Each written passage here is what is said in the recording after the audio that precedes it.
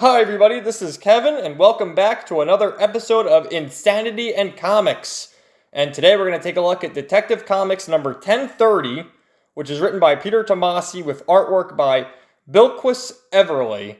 And I titled this video Insanity and Comics not because of Tomasi's writing, because believe it or not, there is actually a pretty decent story in here that could have been executed a little bit better had there been a better artist, in my opinion. But I just want to show you this one page real quick, which sort of takes me out of this whole story, is the fact that you have the whole Bat family here. And just look at the way all their faces are drawn here. They all sort of look the same. I mean, honestly, if you take away the the hair and the cowl on Batwoman, they have the same face, as does Nightwing and Batman. Like, look how weak Batman's face is right there. And I just feel like the art took a big step backwards. We've had Brad Walker as the artist for quite some time. We had Kenneth Rocafort recently, and a few others. And this, I don't know. It's just they got a few more issues before Future State starts. And once Future State starts in January and February, all the main titles, Batman, Detective Comics, Superman, all of them are going to be put on hold. And you've had many titles canceled already. But the story, there is something here, and essentially you've learned that there's this officer, Nakano, who lost his eye during the Joker War, and now he's running for mayor, because, he thinks that Batman and all the other masked superheroes didn't do anything, and he doesn't really see a difference between the masked superheroes and the masked villains.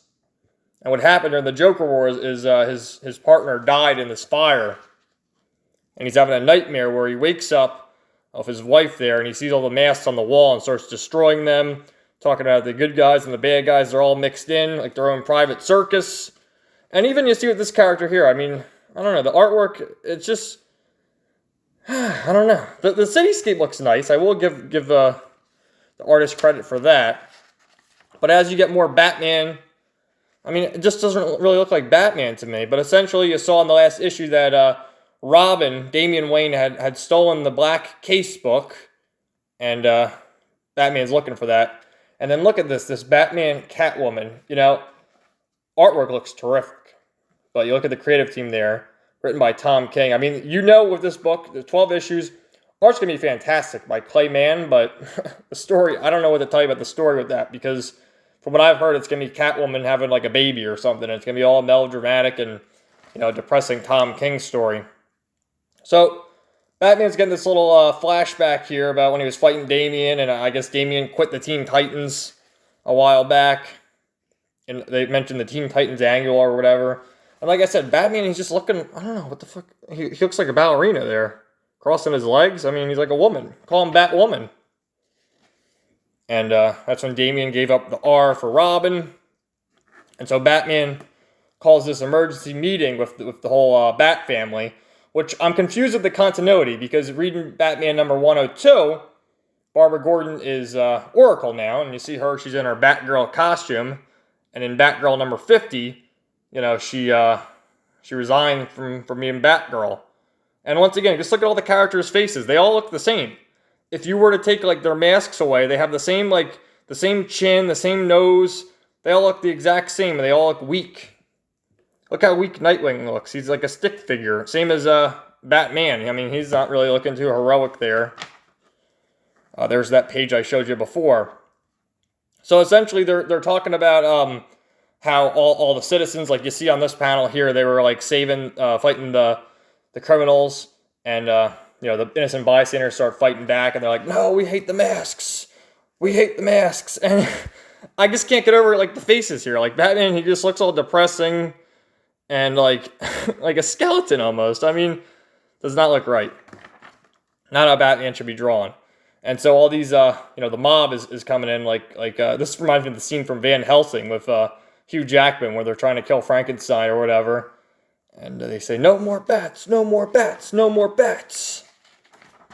So then this cuts over to Robin's point of view where he's looking at the black case book and learning about all the various attempts on Bruce Wayne's life. After Martha and Thomas Wayne were murdered, I guess they tried to kill Bruce Wayne multiple times, and here's all the examples there.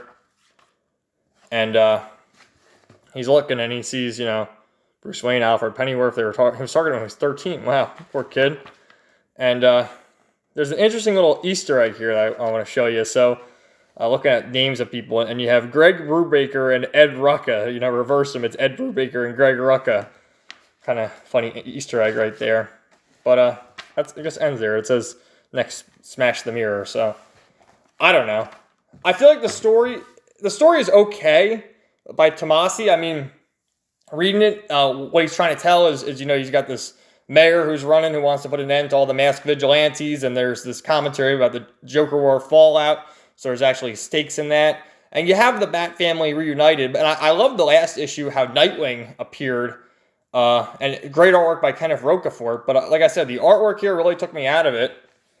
And you tell me what the difference is in these characters. I think this panel is probably better to show you. They all look the same. And that's my main problem right here. So this gets an Insanity in Comics.